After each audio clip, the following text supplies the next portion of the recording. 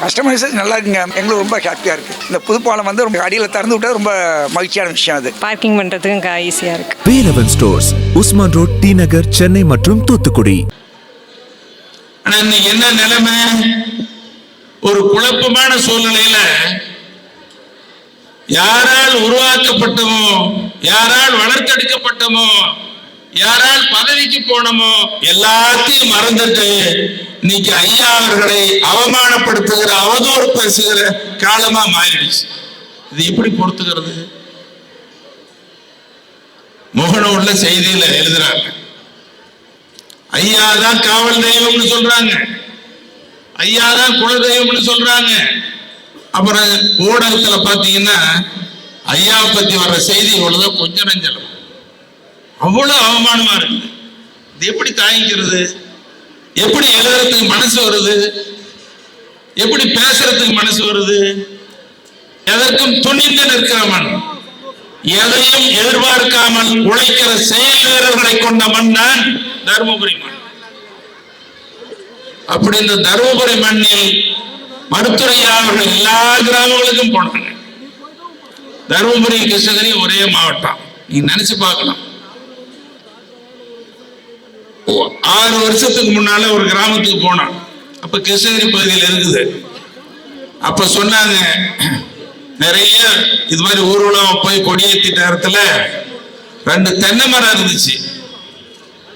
அந்த தென்னை மரத்தை பார்த்த உடனே ஒருத்தர் பெரியவர் கூட்டிட்டு போய், பாருங்க இந்த தென்னை மரத்தை மருத்துவரையா வச்சாரு, அது உயரமா வளர்ந்து நிக்குது. இன்னொரு தென்னை மரத்தை நீங்க ஜிகே பண்ணி வச்சீங்க, அதை விட கொஞ்சம் உயரம் கம்மியா இருக்குது. இந்த மரத்தை நட்டவர் மருத்துவரையான்னு சொல்லி பாசத்தோடு சொல்றாங்க.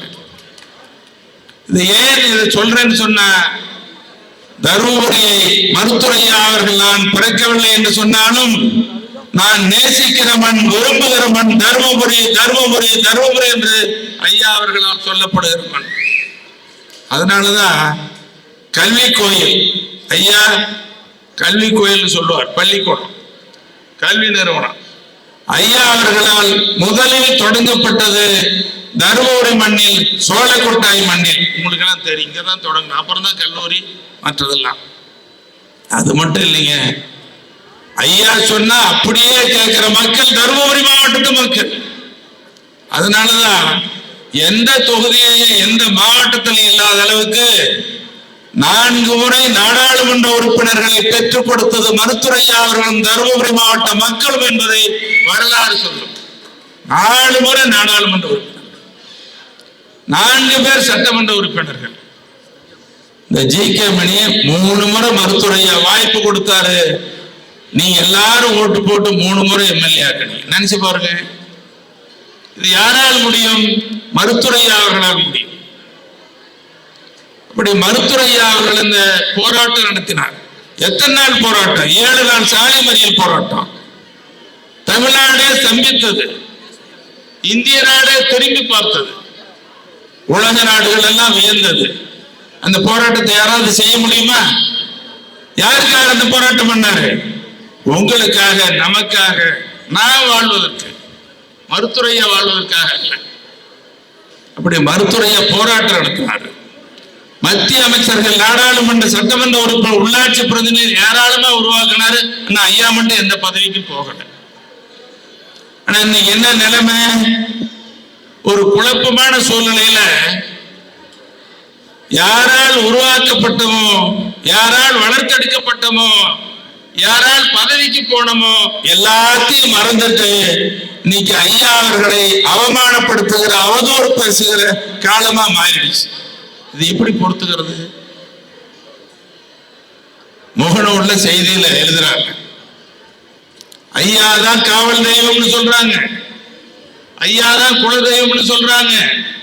அப்புறம் ஊடகத்துல பாத்தீங்கன்னா ஐயாவை பத்தி வர்ற செய்தி இவ்வளவுதான் கொஞ்சம் நஞ்சலம், அவ்வளவு அவமானமா இருக்குது. இது எப்படி தாங்கிக்கிறது? எப்படி எழுதுறதுக்கு மனசு வருது? எப்படி பேசுறதுக்கு மனசு வருது? ஐயா கூட அடிக்கடி சொல்லுவாங்க, மணி ஐயா அப்படின்னு சொன்ன உடனே, மணி உங்களை பத்தி அசிங்கமா, அவமானமா, ரொம்ப கேவலமா எல்லாம் எழுதுறாங்க, அதை பத்தி வருத்தப்படாதீங்கன்னு சொல்லுவார். ஐயா என்னை பத்தி எழுதுனா கூட பரவாயில்ல, உங்களை பத்தியே எழுதுறாங்க ஐயா அப்படின்னு சொல்லி நீங்க நினைச்சு பாருங்க. கூட்டம் போடுறது பேசுறது, யாரு பேசுறது? ஜே.கே. மணி. ஜே.கே. மணி என்ன தப்பு பண்ண, என்ன பாவம் பண்ண? ஒன்னதான் நினைக்கிறாங்க. என்ன நினைக்கிறாங்க? ஏன் ஜே.கே. மணி ஐயா கூட இருக்கிறான் அப்படின்னு நினைச்சு சொல்றாங்க. நான் இப்ப உங்களை கேட்கிறேன், இங்க வந்திருக்கிற உங்களை கேட்கிறேன், ஊடக நண்பர்களை கேட்கிறேன், தமிழ்நாட்டு மக்களையும் கேட்கிறேன். நான் ஐயாவோடு இருப்பது சத்திய தர்மமா இல்லையா? நியாயமா இல்லையா? சொல்லுங்க. நான் இருக்கிறது சரிதானே? என் மனசாட்சி சொல்லுது. ஐயாவோட விசுவாசமா இருக்கணுமா வேண்டாமா? சொல்லுங்க. சொல்லுங்க, சத்தமா உங்க உண்மையை சொல்லுங்க. இருக்கணுமா வேண்டாமா? இருக்கணுமே. அது தவற அப்புறம் ஏன் எழுதுறீங்க, பேசுறீங்க? நான் இப்ப கேட்கிறேன், எல்லாரும் யாரு கூட இருக்கணும்? எல்லாரும் யாரு கூட இருக்கணும்? யாரு எல்லாத்தையும் உருவாக்குனது?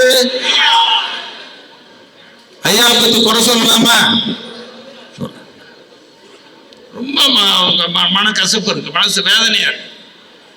எப்படி தாங்கிக்கிறது? ஐயா எவ்வளவுதான் பொறுத்துக்கிட்டு இருப்பாங்க. ஐயா துணிச்சல் எப்பவுமே நான் கூட சொல்றது உண்டு, எல்லாரும் சொல்லுவாங்க. தமிழ்நாட்டில் இருக்கிற எல்லா தலைவர்களும் கட்சியை மறந்துட்டு அசாத்திய துணிச்சல் மிக்க தலைவர் மருத்துவரையா அவர்கள். மருத்துவரையா பத்தி எந்த தலைவரும் அரசியல் ரீதியா தவிர எந்த தலைவரும் குறை சொல்ல முடியாது. நாட்டு பிரதமர்கள், 4-5 பிரதமர்கள் ஐயாவை பாராட்டினாங்க. இப்ப இருக்கிற பிரதமர் மாண்புமிகு நரேந்திர மோடி கூட சொல்றாரு, நாட்டின் மூத்த தலைவர், பழுத்த தலைவர் மருத்துவரையா, மருத்துவரையான்னு எல்லா இடத்துலயும் பேசுறாரு. சாதாரண சொல்றாங்களா?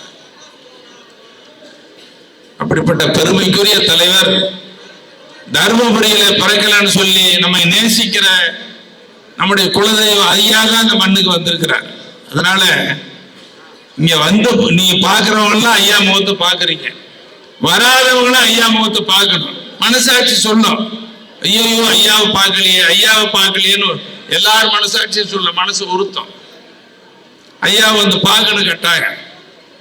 அதையெல்லாம் உணர்ந்து பார்க்க வேண்டும் என்று இந்த நேரத்தில் கேட்டு, நம்ம சகோதரி ஸ்ரீகாந்தி பரசுராமன் அவர்கள் சொன்னாங்க, எனக்கு அரசியல் முக்கியம் அல்ல, என்னுடைய தந்தையை உடனிருந்து பாதுகாப்பதற்காக வந்திருக்கிறேன் சொன்னாங்க. அவங்க பாதுகாக்க வந்திருந்தா இப்ப நம்ம எல்லாம் என்ன பண்ணணும்? பாதுகாக்கணுமா வேண்டாமா? ஐயா கூட்டத்துல பேசுறாங்க, அடிக்கடி சொல்றாங்க, கோளோண்டு நடக்கும் காலத்திலும் இந்த ஊமை ஜனங்களுக்கு பாடுபடவே சொன்ன தலைவர் மருத்துவர் ஐயா. அப்ப கோளோண்டி நீங்க நடக்கிறதுல வேகமா தான் இருக்கிறீங்க, உங்க கையெல்லாம் தடகாத்திரமா இருக்குது. இப்ப பெரியவர் நல்ல கண்ணவர்கள் 100 வயசு.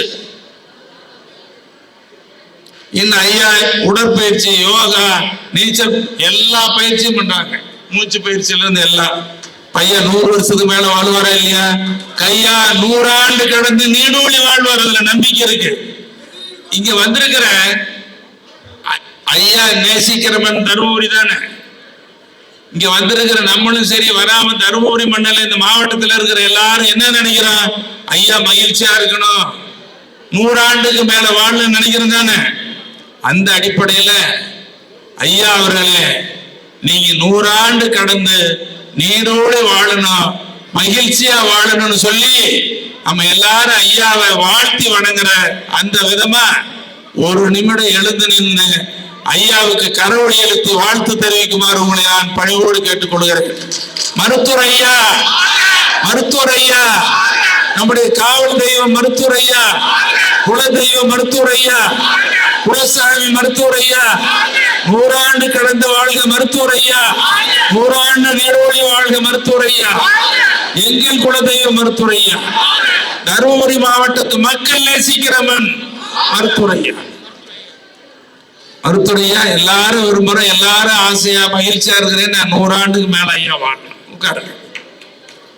அதனால இனி ஐயா பேச போறாங்க. ஐயா திருமுகத்தை பார்த்துட்டீங்க, உட்காருங்க.